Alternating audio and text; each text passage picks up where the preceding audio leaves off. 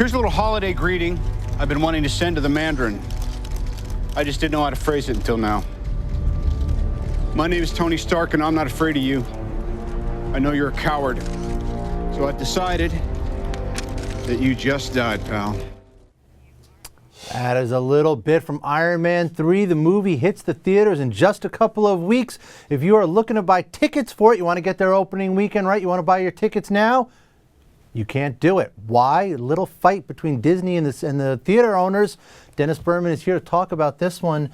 Hi, Dennis. How are you? Well, great. It's not that theater owners and studios never fight over the share of revenue from these films, but you don't usually see it spill out like this, do you? No, there's behind the scenes between movie no pun intended. Movie distributors and the movie makers. Right. There's always a give and take about how much each side is going to get when a movie airs. Right now, though, it's really broken out into a public fight between the two biggest theaters, AMC and Regal, who are saying that Disney's asking too much of the take when the box office opens in a few weeks. So what they've done in a punitive way is to say, fans, you cannot buy advance tickets online. Right. Of course, for the big releases over the last few years, that's really become a much more common practice that people do spend a little extra so they can get a seat on opening night or an opening weekend. Right, and what exactly do we know about the parameters of this fight? I mean, what kind of split are they looking at? Well, we know it's about money. Yeah.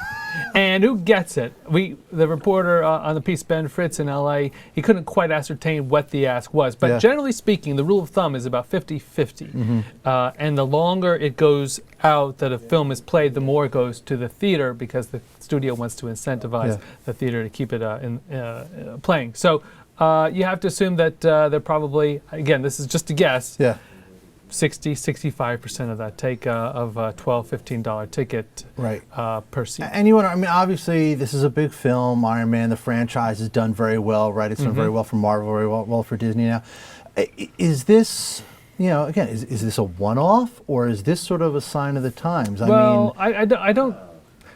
Here's why I think it's important, because the studio owners, they don't want to do this. They want to sell advance tickets too, right? They want to have the money up front as well.